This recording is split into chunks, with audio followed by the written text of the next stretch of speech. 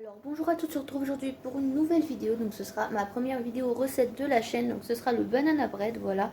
Donc si vous entendez un drôle de bruit derrière, c'est parce qu'il y a mon poêle qui est allumé, voilà. Donc là je vais vous montrer les ingrédients. Donc je les ai déjà mis dans des bols, tout ça, parce que ce sera plus simple. Donc moi j'ai mis 4 bananes. Donc en fait, moi j'en mets plutôt 3. Mais là elles sont toutes petites. Je sais pas si vous verrez comparé à ma main.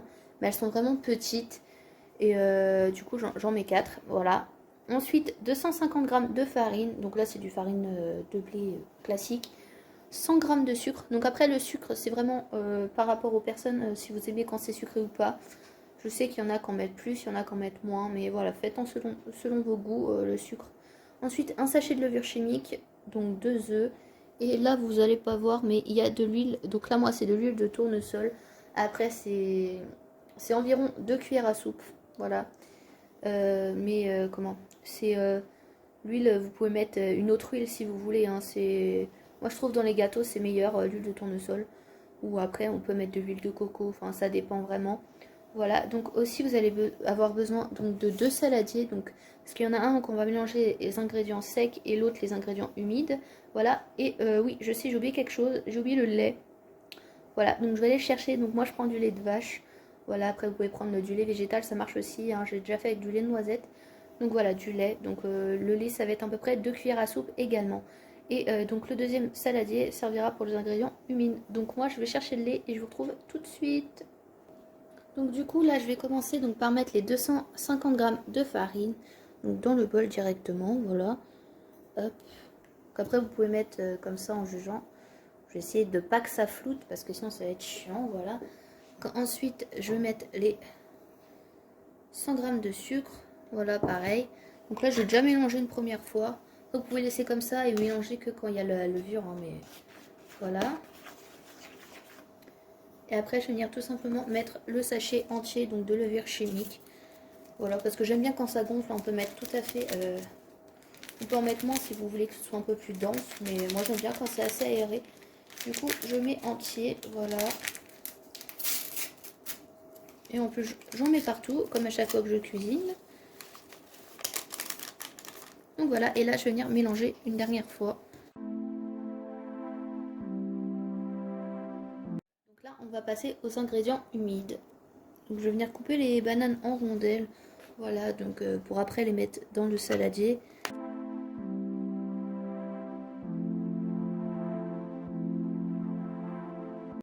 Moi j'enlève toujours le petit bout là des bananes, je sais pas pourquoi, ma mère m'a toujours dit qu'il fallait pas le manger, alors du coup je l'enlève à chaque fois.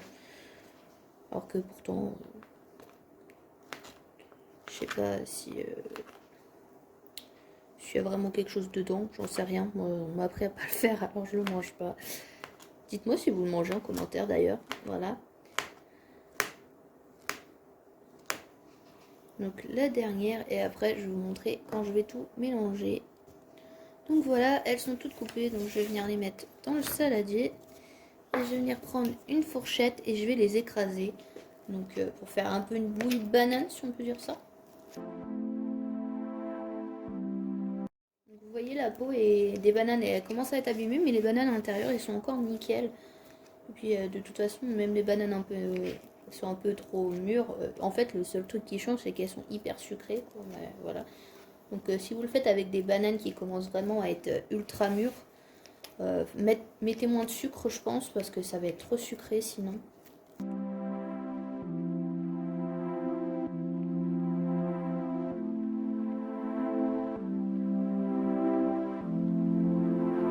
Ensuite, je vais ajouter le lait, donc environ 2 cuillères à soupe. Donc moi, je vais mettre un peu au pifomètre. Donc j'utilise du lait entier. Moi, après, le lait demi-écrémé peut très bien faire l'affaire. Mais j'ai que ça à la maison. Voilà, je vais mettre juste ça.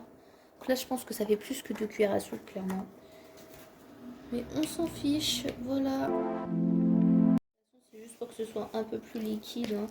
C'est vraiment pas pour voilà, pour comment, pour que ça fasse une pâte un peu. Mais... Ensuite je vais ajouter l'huile de tournesol, donc qui est là. Voilà, donc je vais remélanger un petit peu et après on va venir mélanger donc les ingrédients secs dans les ingrédients humides et après ça va former comme une pâte. Voilà, donc je pense que je vais prendre la cuillère à soupe pour faire le reste, ça va être plus pratique.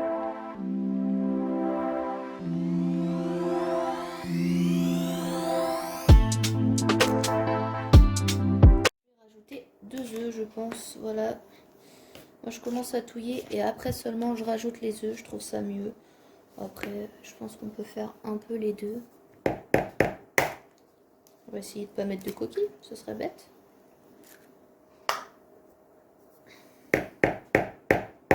Bah, il veut pas se casser celui-là. Et on va venir touiller. Bien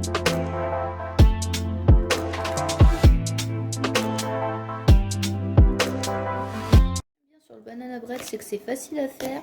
Ça prend pas beaucoup d'ingrédients, donc c'est une recette assez économique. En plus, c'est assez équilibré du coup, puisque c'est des bananes. Et en plus, d'un côté, si vous avez des vieilles bananes, voilà, je fais des conneries en live, ben, ça vous évite de gaspiller, donc c'est vachement bien. Donc une fois que ça commence à faire une pâte homogène, je vais venir beurrer mon moule après. Donc moi il est de l'autre côté, donc je vais aller le chercher après. Donc je vais le beurrer avec du beurre classique, hein, voilà. Et après je vais venir l'enfourner donc à 180 degrés, donc pendant environ 40-45 minutes. Ça dépend vraiment des fours. Voilà, donc moi je vais finir de bien touiller parce que là il reste de la farine. Et après je vous montre dans le moule. Donc voici mon beurre ultra beurré, voilà, donc j'ai mis un peu trop de beurre, mais au moins je suis sûre qu'il colle pas, donc là je vais venir le verser dedans. Ensuite je vais venir l'enfourner, donc je vous conseille quand même de faire préchauffer votre four une petite dizaine de minutes, enfin, voire même un peu moins, c'est pas grave, mais juste qu'il est chauffé un petit peu, ce sera toujours mieux. Mais surtout surveiller hein, pour pas que ça crame ou quoi. Hein, ce serait un peu bête, ça dépend vraiment des fours, les températures, tout ça.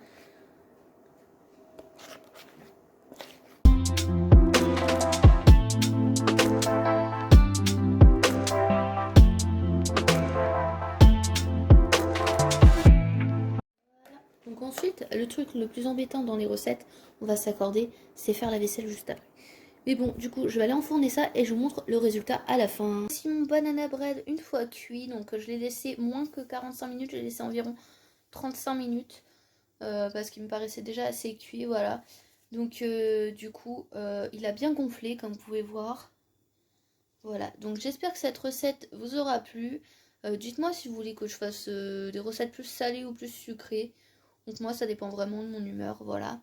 Donc du coup, dites-moi votre avis sur la recette si vous l'avez testée en commentaire. Et moi, je vous dis à bientôt pour une nouvelle vidéo. Ciao!